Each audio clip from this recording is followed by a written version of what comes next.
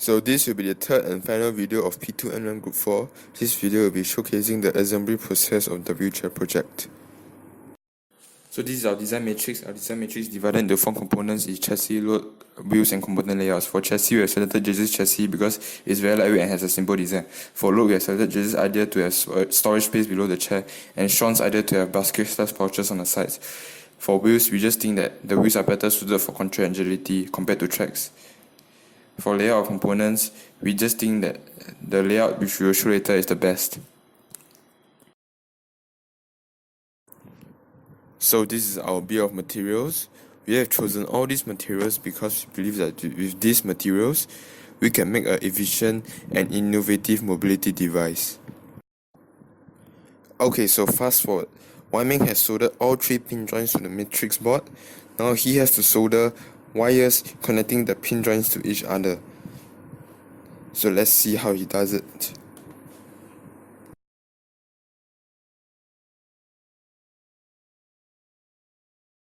Okay, so the gearbox we have selected for our application is the Tamiya 70168 double gearbox. Here you can see Sean masterfully assembling the gearbox. And this is the final product of the gearbox. It looks good. Now Wai Ming has connected all the connections to the ESC and to the motor and to the battery holder. So after all connections are complete, here you can see that the motor is actually spinning the wheels. Now actually we have a servo motor in our bill of materials, but you do not see it in this clip because the servo motor has not been given to us yet. Alright, so after completing all the wiring and the electrics, we can now move on to assembling the body of our mobility device. So we have measured all the dimensions of the materials given to us. This is to ensure that when we have assembled the body, all the electrics can fit into the body. Okay, so we begin the body assembly process by using the sheet metal cutter to cut pieces of sheet metal into the dimensions we need. Here you can see Sean cutting the sheet metal, and you can see he's very proud of his work.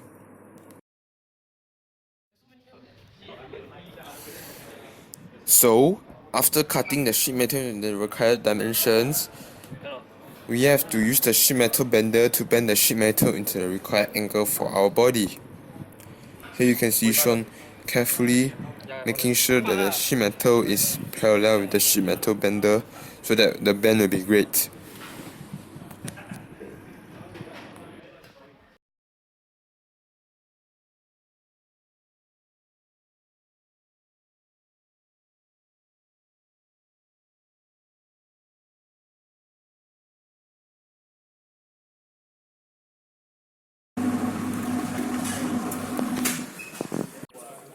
As you can see here, JJ is building the platform to place at the bottom of our chassis.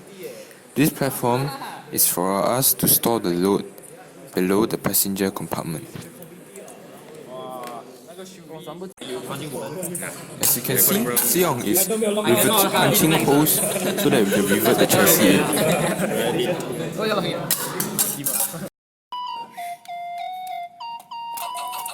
So fast forward, we have put the chassis together and we have placed all the components in.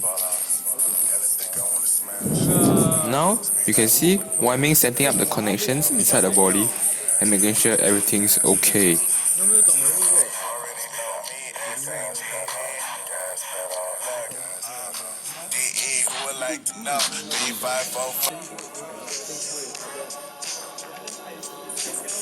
This is us making sure that the decided placement of the servo motor is okay, and this is us about to hot glue on the servo motor to the chassis.